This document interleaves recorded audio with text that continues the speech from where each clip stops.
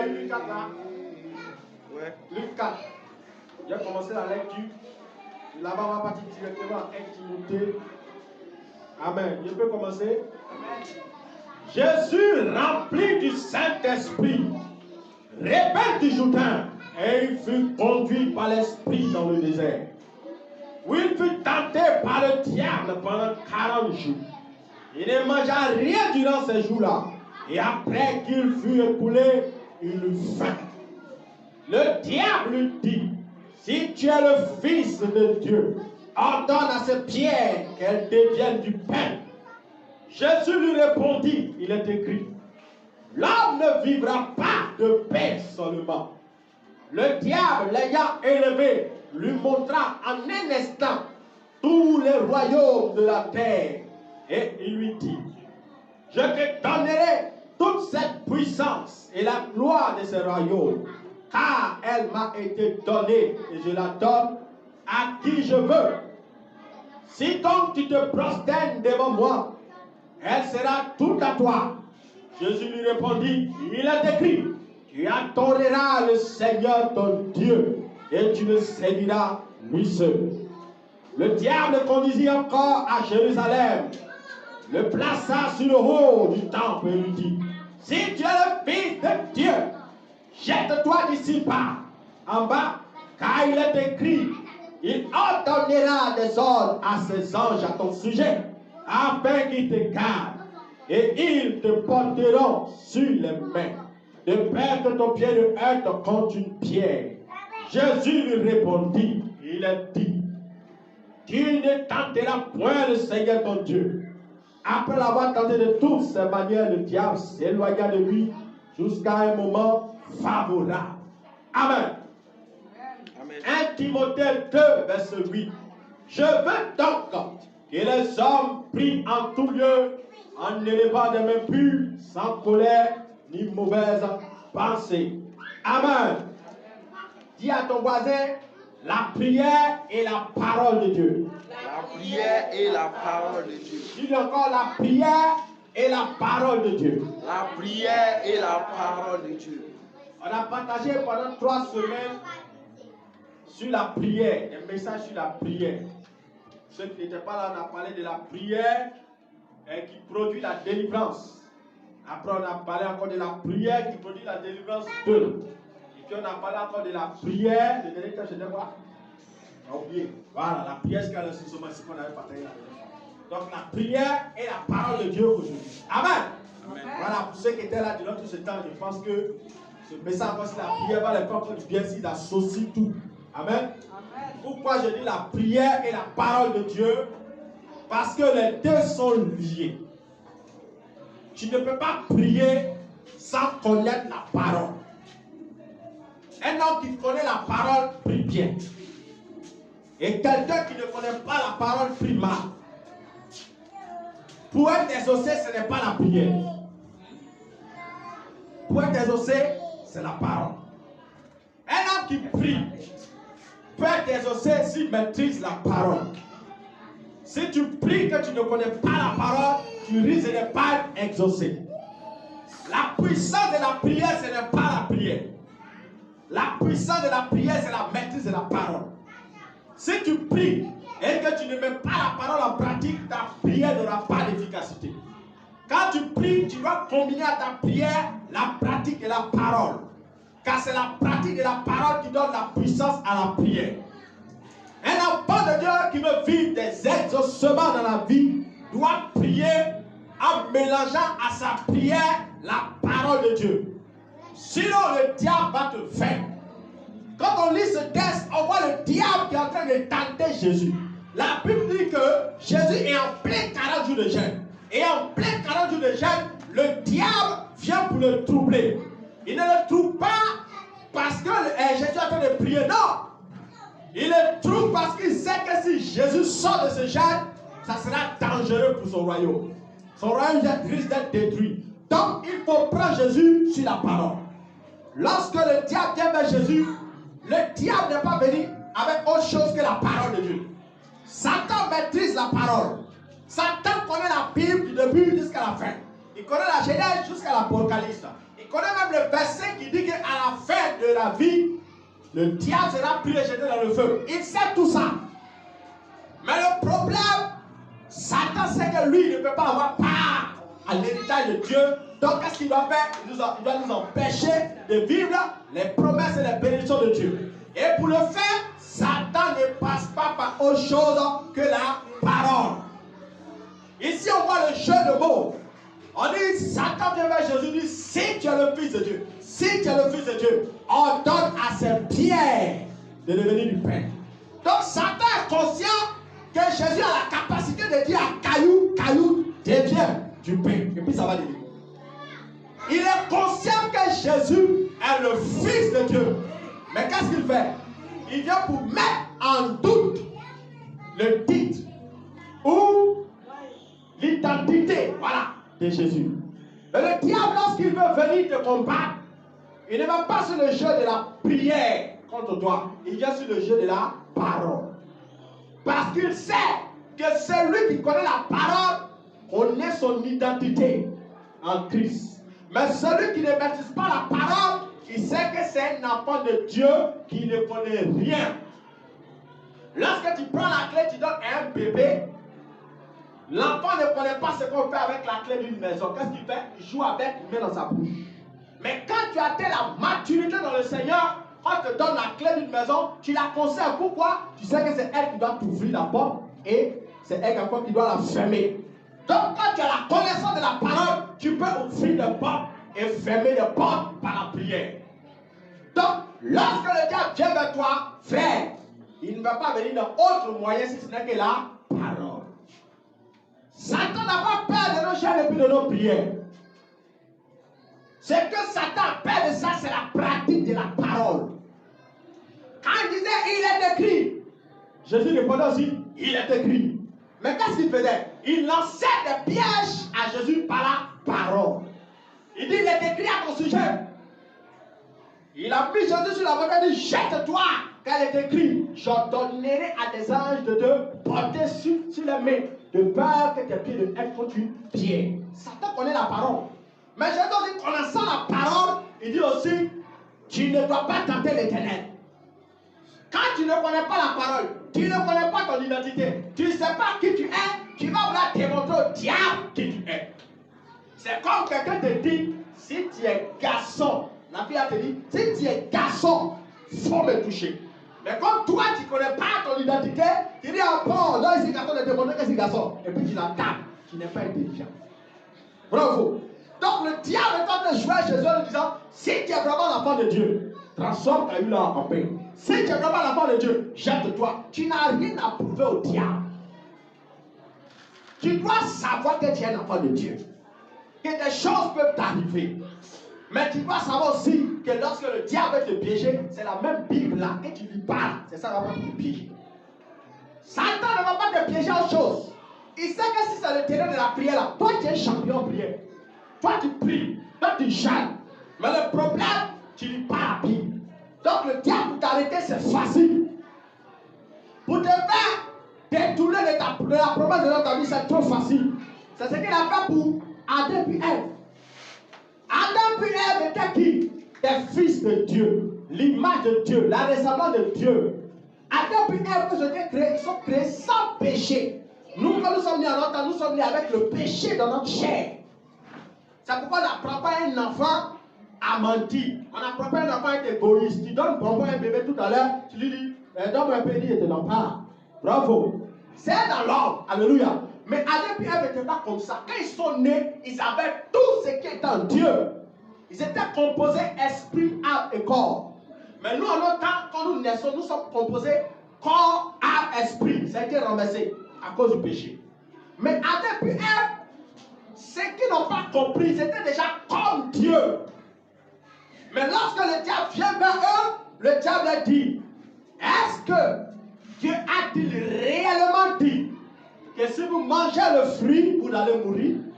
Vous voyez? Il a mis la parole de Dieu en doute parce que Dieu les avait dit, ne touchez pas, ne mangez pas au fruit de l'arbre de la connaissance du bien et du mal. Mais lorsque le diable vient vers eux, il a dit, est-ce que Dieu a réellement dit de ne pas toucher à ça? Est-ce que si vous mangez, vous allez mourir? Il les a fait douter. Oui. fait comprendre que le fruit était bon, agréable. Et puis il a dit, Dieu sait que le jour où vous allez manger le fruit, vous allez devenir comme des dieux. Adam et Ève étaient déjà des dieux. Ils ne connaissaient pas leur identité. C'est pourquoi le diable les a eus. La Bible dit que chaque soir, l'Éternel descendait du ciel et puis vient puis causait eux. C'est pas comme pour nous là, avant Dieu descend sur la terre chaque soir. Il vient rendre visite à Adam et Ève. C'est comme à Ève.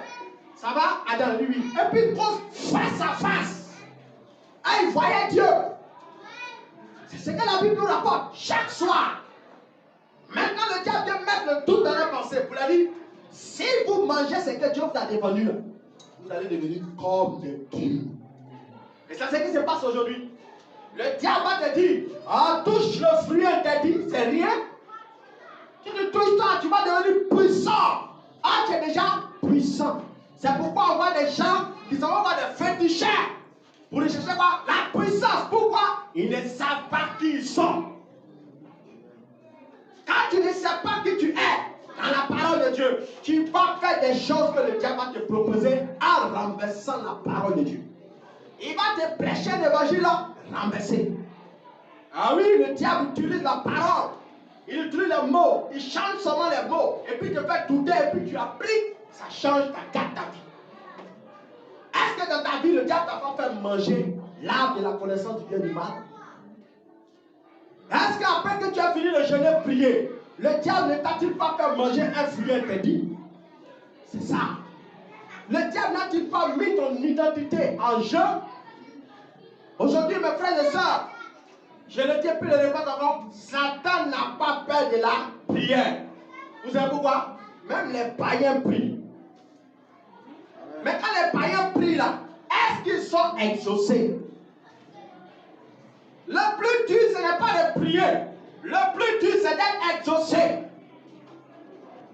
Tant que tu n'as pas compris qui tu es, tu ne vas pas être exaucé. Qui es-tu vraiment? Est-ce que tu es un fils de Dieu ou bien tu seras comme Dieu? Est-ce que tu crois que tu es un enfant de Dieu ou bien est-ce que tu crois que tu seras comme Dieu? Si tu ne sais pas que tu es un enfant de Dieu, tes prières ne vont pas être exaucées.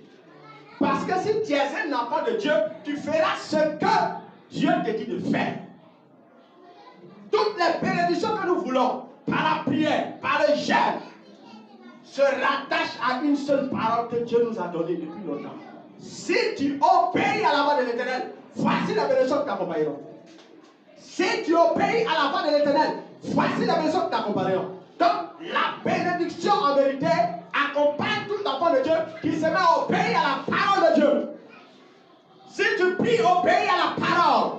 Si tu jeûnes, obéis à la parole. Car si tu jeûnes et que tu pries sans obéir à la parole, sache que tes prières seront bloquées.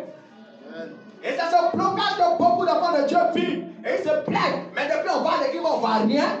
Tiens, on est venu, on fait chaque jour, on prie, on ne voit rien. Est-ce que tu pratiques la parole?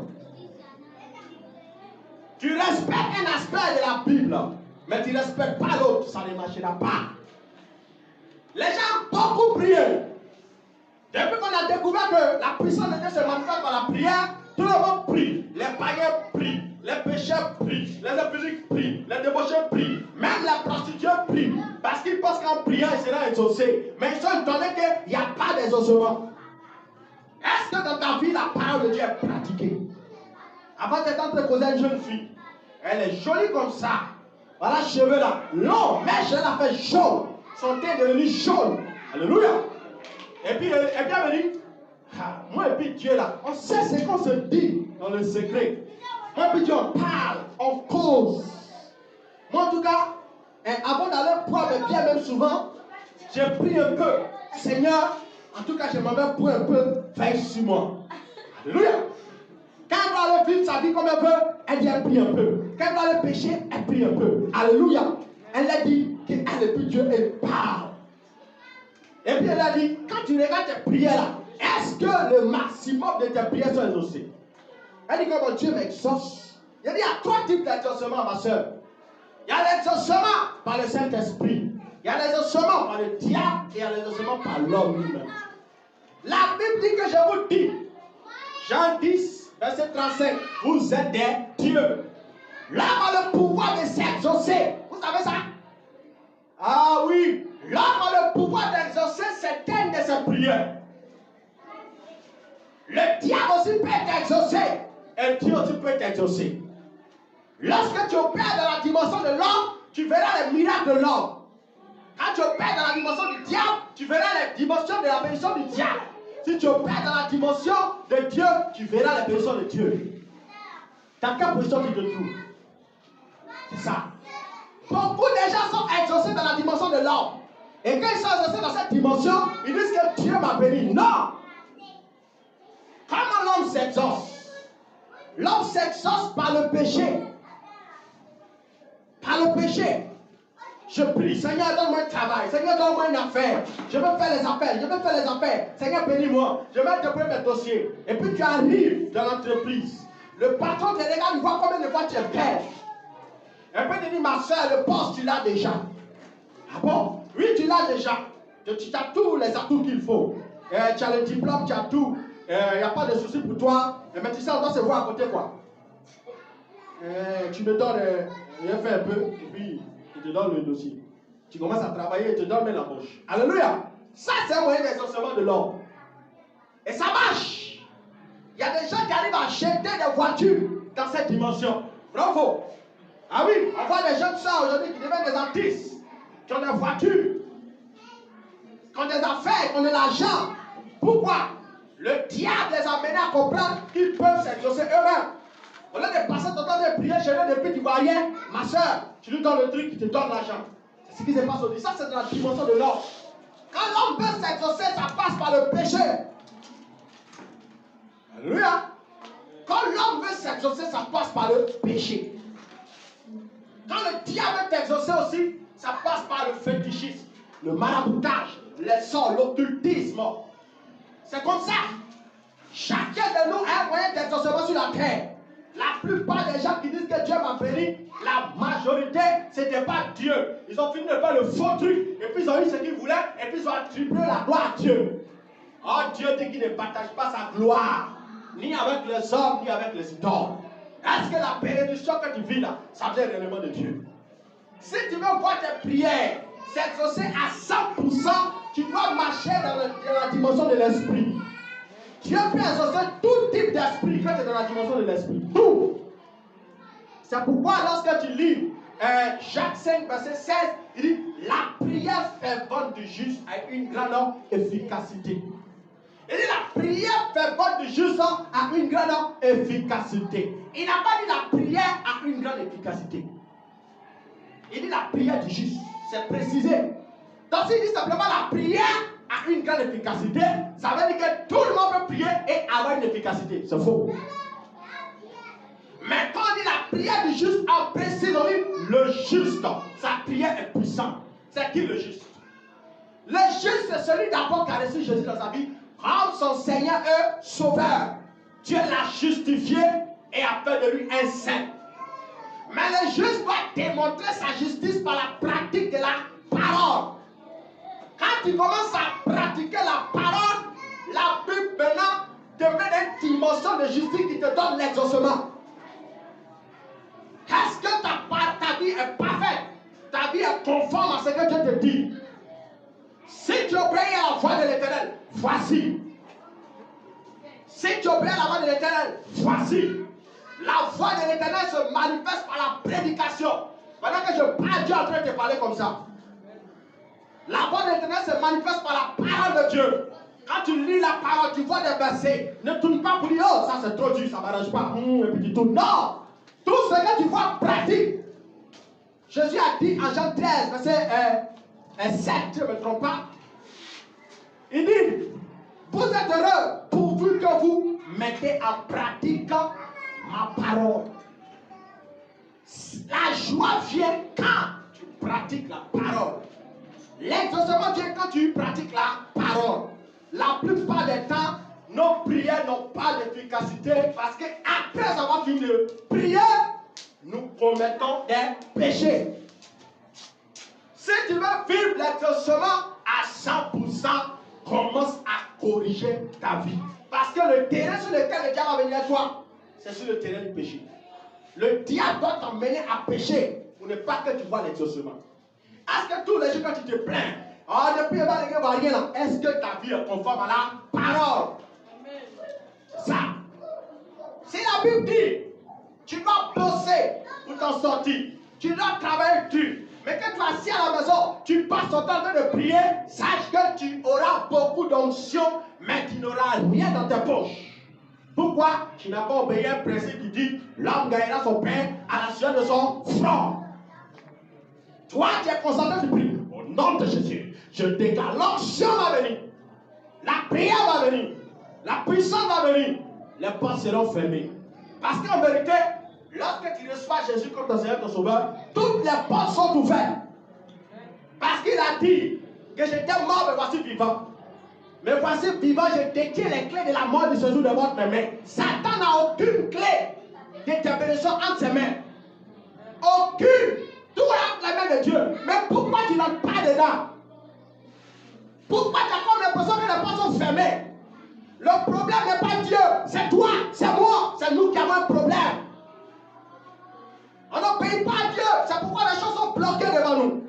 Ange Dieu me parle en esprit dans mes débuts de foi. J'entends la voix de Dieu, honnêtement, il n'y a pas d'un ange. Dieu m'a parlé du ciel, j'ai entendu la voix du ciel comme ça. Il m'a dit, toutes mes bénédictions, toutes tes bénédictions, mon fils, sont entre mes mains. Je te bénis. Ah, donc Satan ne détient rien en vérité. Maintenant, pourquoi nous toujours en train de faire combat spirituel?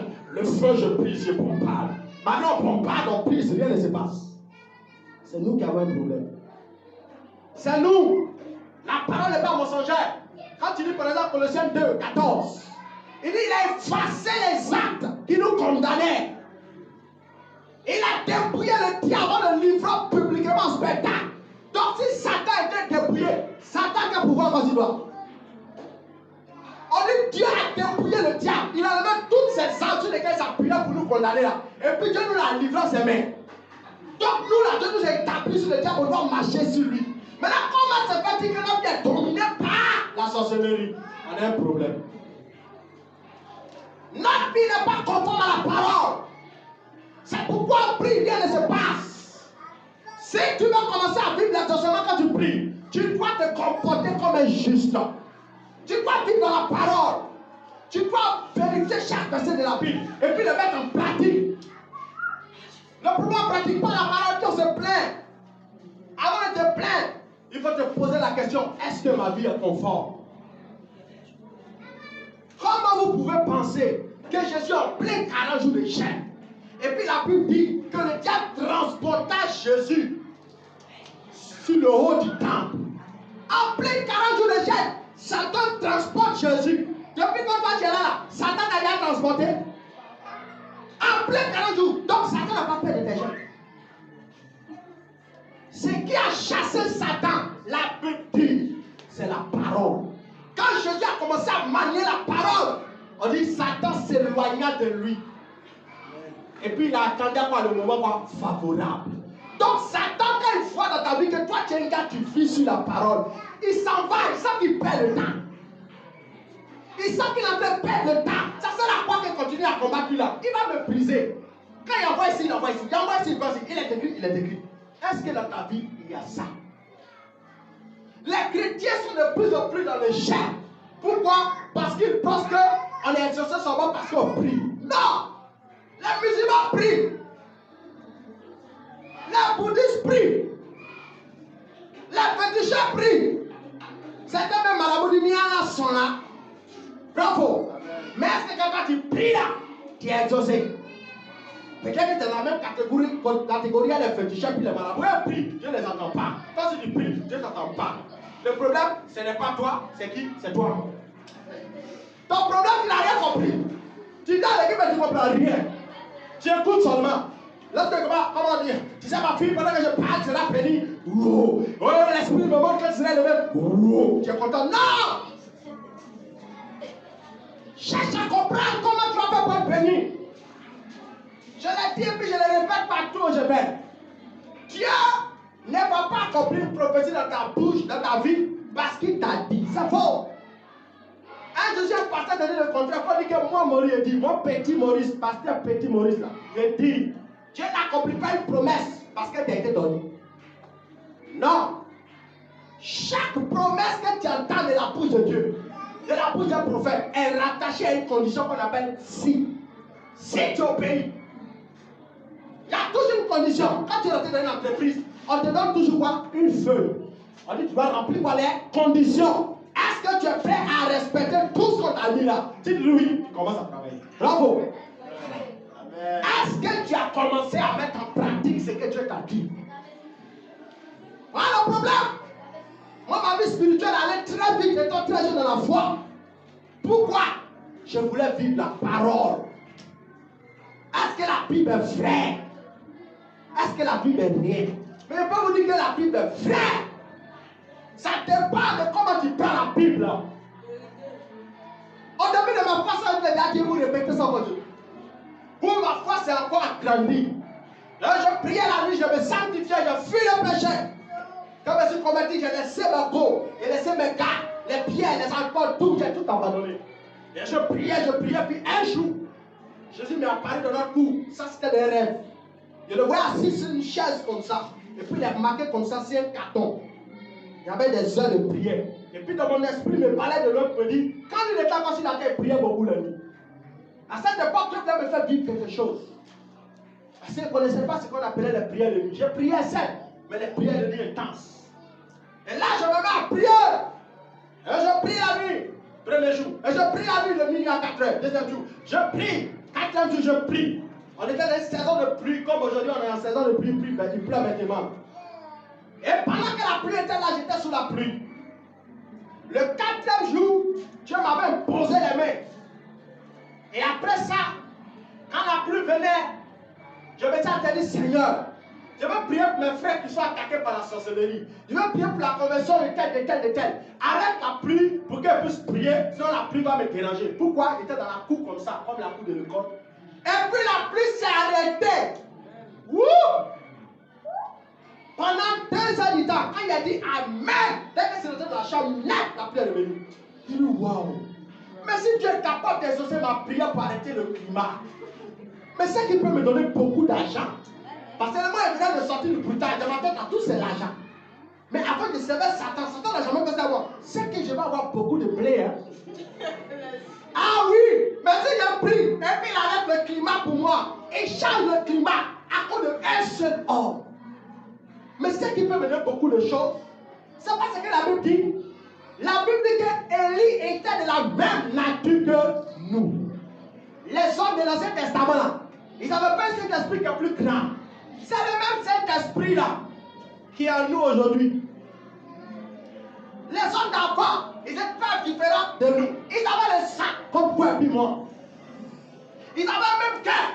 Les animaux souvent n'avaient peur. Souvent ils avaient faim. Ce n'étaient pas des anges. Un jour, il y a un papa dans la foi que j'ai connu, je me suis converti, et puis au début, il me coachait. Un jour, il dit qu'Élie, c'était un ange. Il dit non, c'est faux, il ne peut pas être un ange. J'ai écrit dedans qu'Élie, c'était un homme. Donc, Élie, qui était un homme comme toi et pour moi, il s'arrête là comme ça, lui seul. Il regarde le pays qui vit dans le péché, l'immoralité, ça l'énerve. Et puis il dit, je commande maintenant qu'il n'y ait pas de pluie pendant 3 ans. Je vais sécher ce pays-là à cause de leur péché. Et puis la Bible dit que Dieu exauça sa prière. Le ciel est fermé pendant 3 ans et demi. Mais c'est Dieu à quoi? Lui, il est qui depuis de l'enfance? Il vivait dans la foi, craignait Dieu. Est-ce que tu vis dans la foi? Est-ce que tu vis dans la parole? Est-ce que tu vis dans ce que Dieu te dit de vivre? Ce qui fait qu'on n'est pas exaucé, en prier ne sait pas, c'est ça.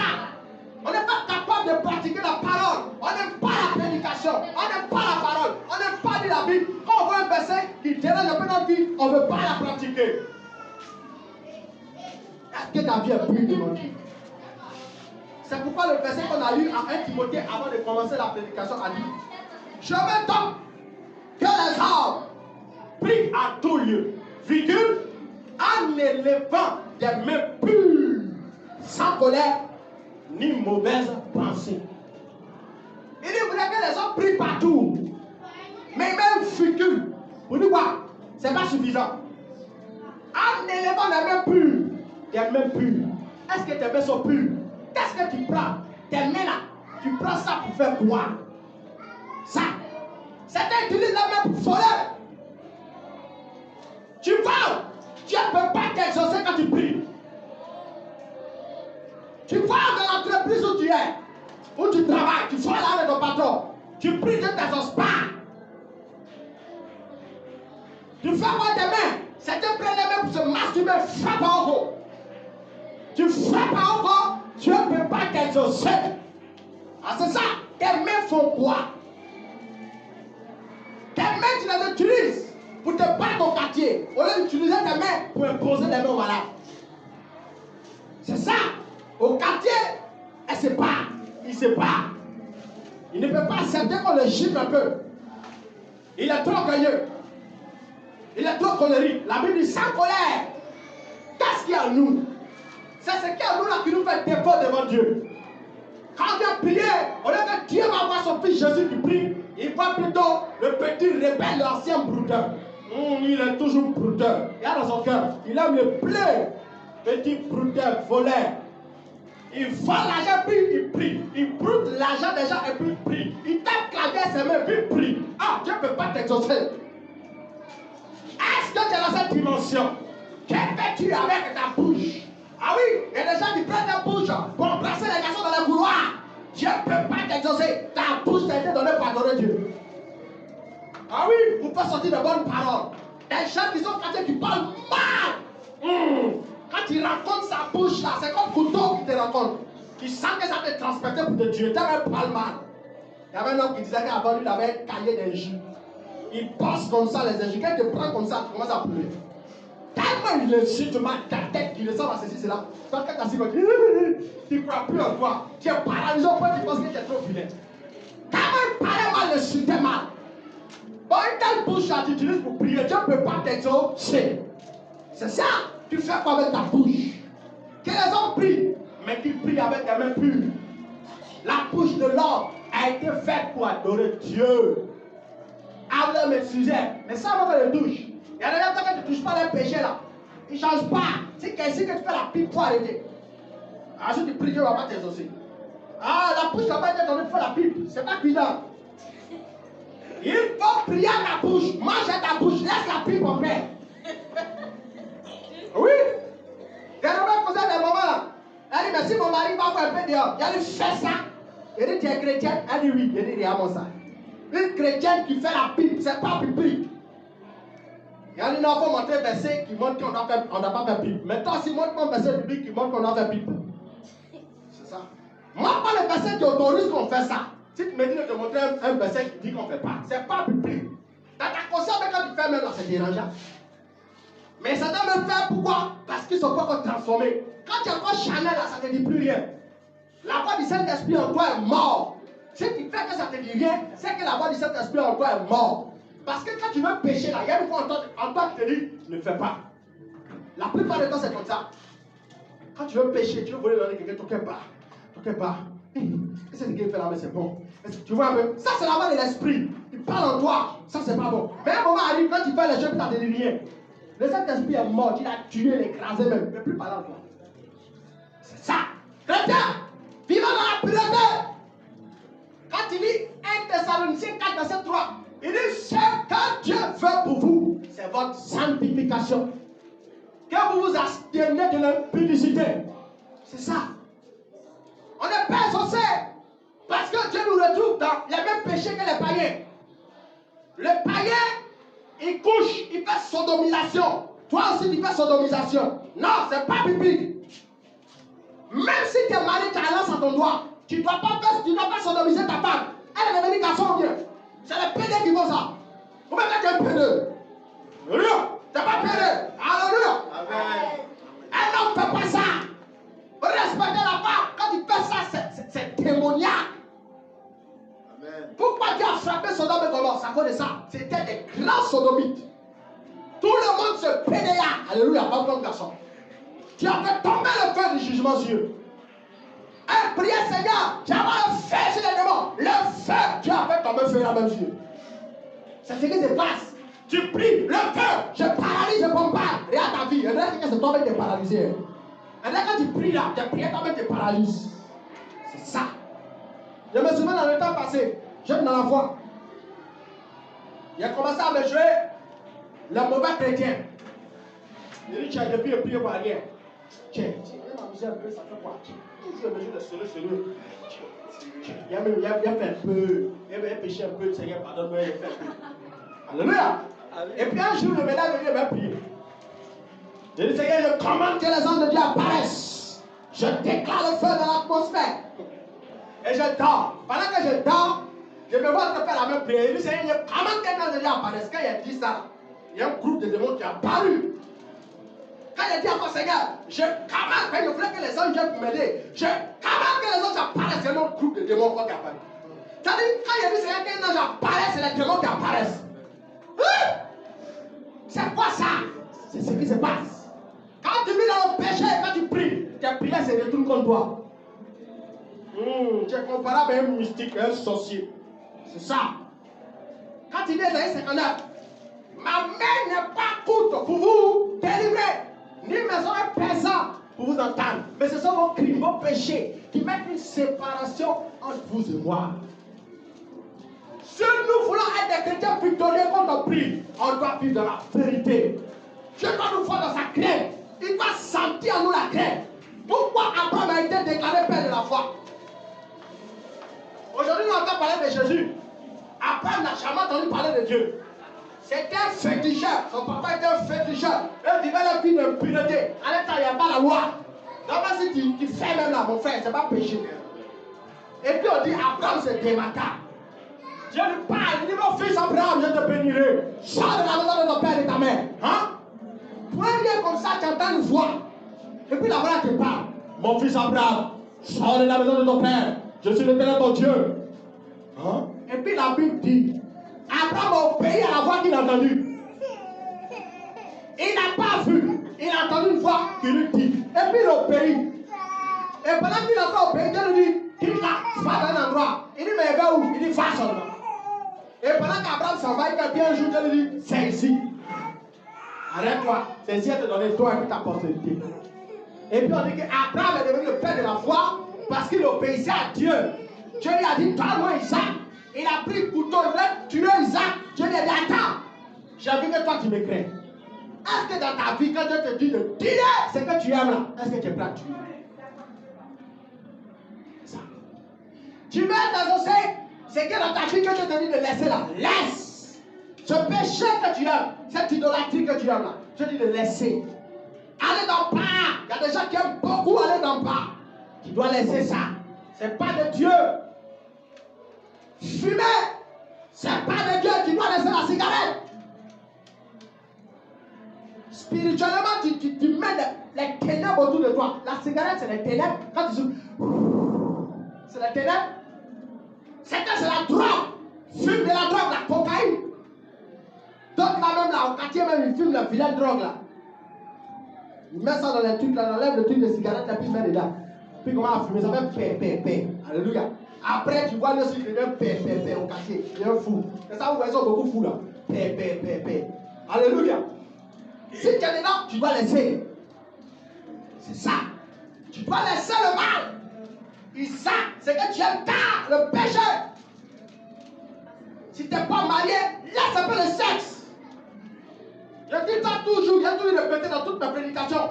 Je serai archaïque, un prédicateur archaïque à la fin de ma vie. Je prêchais contre l'impudicité. Ah oui, si tu commets l'impudicité, rapport sur le mariage, quand tu pries, tu n'entends pas. Tes prières sont bloquées. C'est là-bas le diable va te battre. Il dit, si elle a fait 40 jours de jeûne, si elle la laisse, elle va te dire mon royaume. Elle va appeler Jean-Pierre. J'aime trop Jean-Pierre. Certains m'ont appelé Jean-Pierre. Tu es où? Viens. Va, déstabilise là. Lui aussi, c'est pas, il est informé du diable, il ne sait pas. Ah, chouchou, tu me manques, alors toi, c'est bien. On va se lever un peu. Et puis, peut-être s'asseoir, faire un petit café, vous pouvez un peu, un peu, tiens. Alors, on fait un peu. Après 40 jours de jeûne, tu vas couper ton dans l'impudicité. Tu vas et puis tu finis le jeûne avec sexe. Tout est bloqué. Mais le jeûne ne comprend rien. Il a pris, il ne comprend pas, ma vie n'avance pas. Pourquoi c'est pas le de Dieu là? C'est ça. Parce que Dieu a autorisé le sexe seulement pour le mariage. C'est quelque chose de difficile, mais c'est facile pour celui qui veut vivre le miracle. Dans cette semaine, je dormais, il me lève la nuit. Le Seigneur est venu me parler. Et pendant qu'il me parlait, il y avait une scène de beaucoup de femmes comme ça. Des femmes qui étaient en petit caleçon, un petit soutien, en ligne comme ça, et parlaient des trucs pervers. Il allait ma pensée là-bas. Et puis l'Esprit de Dieu me dit, tu vois, lorsque le diable t'amène à pécher, il t'envoie des mauvaises pensées. Et les mauvaises pensées en esprit là, ça se transforme en des aliments. Et puis il m'a montré un péché qui est devenu du pain. Et puis il fait manger à ton esprit. Ce pain que tu avais en esprit, il te fait manger ça. Dès que tu manges ça là, physiquement, tu as envie de pécher. Pourquoi tu vas avoir envie de pécher? Parce que toi-même dans ton esprit là, tu veux pécher. Tu commences à penser au péché. Parce que lui, Dieu là, il ne pousse jamais personne dans la tentation. Il dit la tentation ne vient pas de lui. Ça vient du diable. Mais qu'est-ce que nous fait pécher? C'est notre convoitise. On a envie d'avoir des choses. On veut faire des choses avant le temps. Et quand c'est pas dans le temps, quand on veut goûter à ça, ça devient piège comme pour Adam et Ève. À la fin, on rencontre la mort spirituelle. Si vous voulez voir la puissance dans vos prières, sanctifiez-vous et puis priez, vous allez voir. Rien n'est possible à celui qui croit. Rien. Moi, c'est seulement dit. Il n'est pas millionnaire. Mais si après je crois en Dieu délibérément, c'est la puissance. Non. Il y a la foi. Ma foi est petite, mais il y a une foi très balèze. Je ne sais pas comment vous expliquer ça. C'est-à-dire, tu vas me voir et ça va dire que tu n'as pas la foi. Mais moi, quand je vois un problème, surtout quand je vois une maladie, non. Quand je vois que quelqu'un est envoûté, quand je vois que c'est son sorcellerie qui l'a attaqué, je suis fâché. Parce que dans ma tête, Dieu m'a amené à comprendre que un sorcier ne peut pas tuer un chrétien. C'est pas possible. Et depuis que je suis converti, depuis la première fois, moi quand je me suis converti, j'ai commencé à prêcher à un mois dans les rues. Et puis je prêchais dans les marchés. Aucun sorcier ne peut tuer un chrétien. Et puis les gens me disaient, tu es prétentieux. Je ne suis pas prétentieux. Parce que moi, j'ai vendu mon âme au diable. J'ai dit à un petit cher, prends mon âme dans mon argent. Et puis Dieu m'a sauvé. J'ai trop la foi que Dieu peut guérir tout le monde. Non, quand même, les gens vous disent les sorcelleries, ils n'ont pas vécu une bonne vie. Quand tu meurs de la mort de Dieu, ne meurs pas de la mort de Satan. Si tu es mort de la mort de Satan, ça veut dire que tu vivais mal. Satan a autorité sur tous ceux qui vivent mal. Il prie que tu ne les entends pas. Mais quand toi tu vis dans la pureté, Satan s'éloigne de toi. La Bible vous donne le pouvoir de marcher sur le serpent et sur le scorpion. Dieu ne retournera jamais sa parole. Comme il a dit, ainsi il agit. Si tu crois, tu marches dans la parole, ça va devenir vrai pour toi. Je vous donne le pouvoir de marcher sur le serpent, sur le scorpion. C'est pourquoi moi je crois dans ma tête, même s'il y a 10 millions de sorciers, je suis seul. Je crois qu'ils sont tous des paralysés. Je n'ai pas peur. Je n'ai pas peur. Je suis le premier jeune converti de ma famille maternelle. Et quand je me suis converti, Dieu m'a envoyé là-bas. Frère, chez moi là. Faut être un guerrier spirituel. Sinon tu vas tomber. Si tu dis, petite fille, façon, tu pêches un peu, tu fais un peu, tu pries un peu, tu vas mourir. Chaque année, les gens meurent. Chaque année. C'est cette année seulement, on n'a pas encore donné une nouvelle. Et on prie pour ne pas que ça. Est-ce que tu pries réellement? Quand il dit est-ce que tu pries, il te demande est-ce que tu marches la parole? C'est ça. Notre défaut là, c'est ça. Comment on peut dire que non? Je vois ton mariage bloqué par la sorcellerie. Ah, foutaise! Un enfant de Dieu, Satan va bloquer ton mariage. Non, tu ne marches pas bien Dieu. Tu ne marches pas bien Dieu. Tu ne marches pas bien Dieu. C'est moi qui dis. Tu ne marches pas bien Dieu.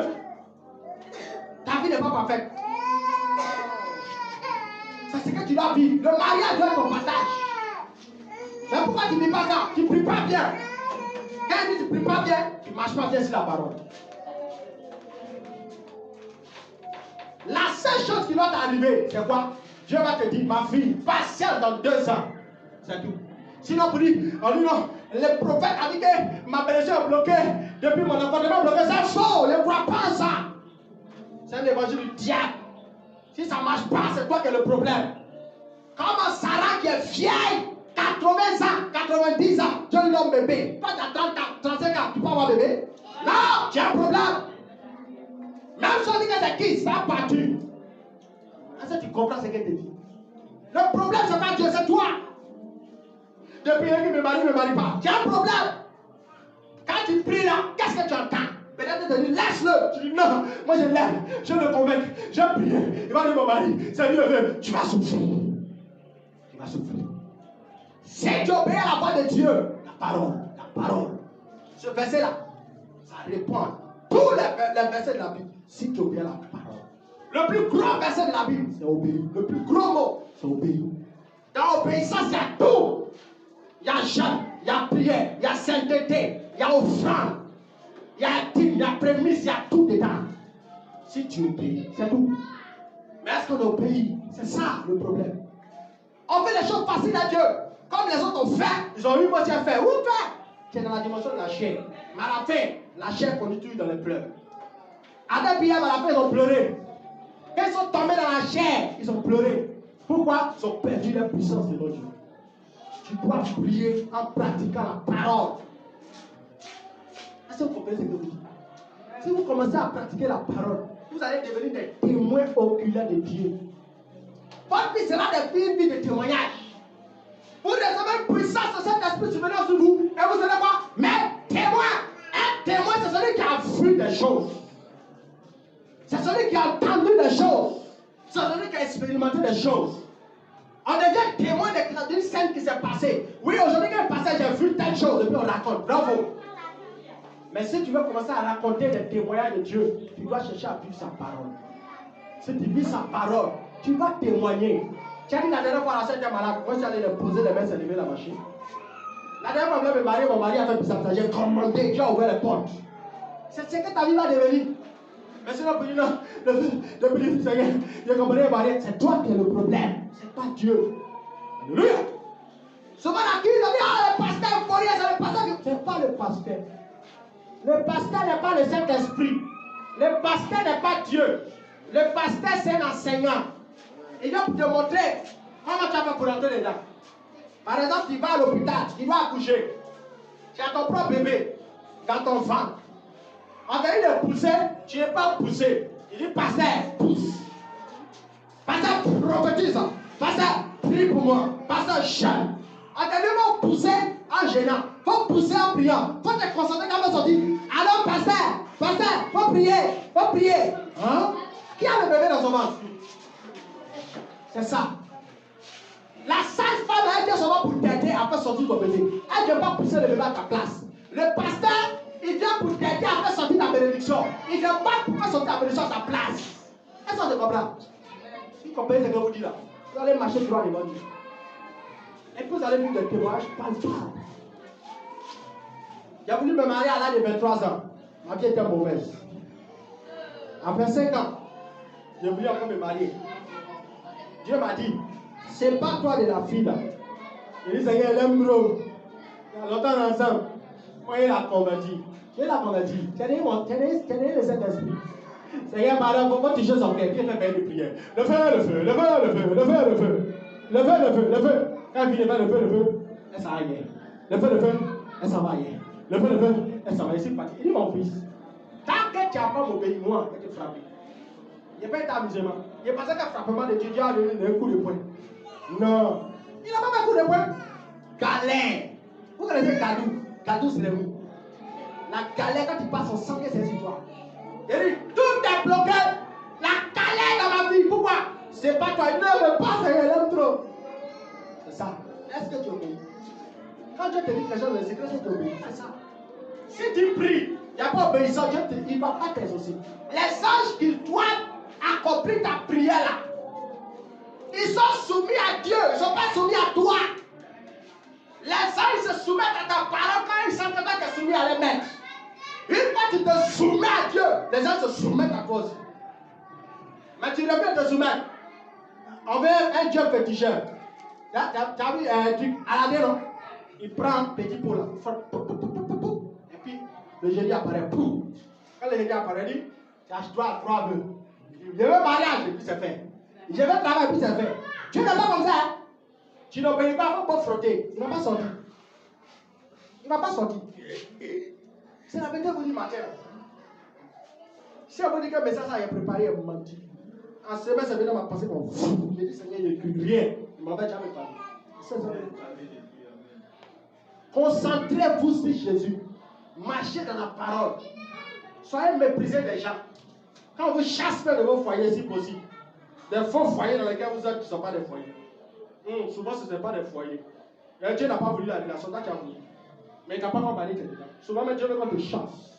Donc, si tu pries que Dieu te dit sors, sors. Si tu sors, tu as rencontré l'homme dedans. Le Seigneur, il y a qu'un saute là, tant qu'il n'a pas laissé l'autre branche, il ne prend pas l'autre.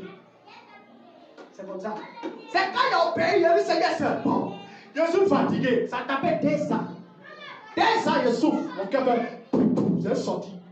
Quand il a accepté, Dieu m'a parlé avec toi sur le champ. Le jour était couché, je suis fatigué, je souffre. Il aime trop. Mais le diable la traîne partout. Mais Dieu me montrait tout ce qu'elle faisait. Pour qu'elle comprenne. C'est-à-dire, si aujourd'hui elle va embrasser un Chinois, là, je vois qu'elle va embrasser Chinois. Et puis qu'elle appelle, elle dit, tu as embrassé Chinois. Elle dit, tu mens. Elle dit, c'était un Chinois. Elle dit, c'est vrai, ouais, toi tu vois clair. Elle dit, Dieu me montrait même son impudicité. Même quand on pensait que c'était bon, Dieu me montre. Et puis elle appelle, mais pourquoi tu fais ça? Le Seigneur m'a montré que tu as pris plaisir même. C'est-à-dire, Dieu me détaillait tout. Je suis fatigué, je suis fatigué. Je suis un faux prophète. Un prophète qui voit seulement le péché. C'est le péché de la fille. Je suis fatigué. Puis tout ce qu'elle fait, il voit. Il a abandonné. Le même jour, il a dit, Seigneur, c'est bon. Le Seigneur m'a dit, maintenant on peut commencer. 2 ans. C'est maintenant que Dieu va commencer. Ma vie en retard. Oui, plus tu tardes à obéir, plus tu verras rien. Peut-être que toi, Dieu t'a dit depuis la commence quelque chose, tu as assis, tu attends. Moi, il y a venu de jeûner beaucoup, il a pris. Comme mon petit diplôme à la maison, le Seigneur me dit, va rouler taxi. Ah, Seigneur! Faut pas partir, tu as voulu le faire. Attends, si tu as diplôme, peut-être. Dieu te dit, commence quelque chose, bien maintenant, après tu es devenu. Seigneur, moi, je ne peux pas faire ça. Ça, c'est le travail, ça. Gardez va dans le dos. Ça, c'est pas ça. Il y a votre patate. Attends un peu, gardez va te tcha. Est-ce que vous comprenez ce que je dis? Dieu va te faire passer là où il veut. C'est pas toi qui vas poser quelque chose. Toi, prie et puis obéis. Si tu pries, tu obéis, Dieu va te lever. Dieu va te lever. Quand tu as dit, Seigneur, je veux me marier, il va aller autour de toi. Il va prier en publicité. Il dit, ok, Gabriel, elle est prête maintenant. Agis. Et puis vous partez maintenant. Alléluia. Qui a compris tout ce qu'elle dit? Que Dieu te bénisse. Acclamons le Seigneur.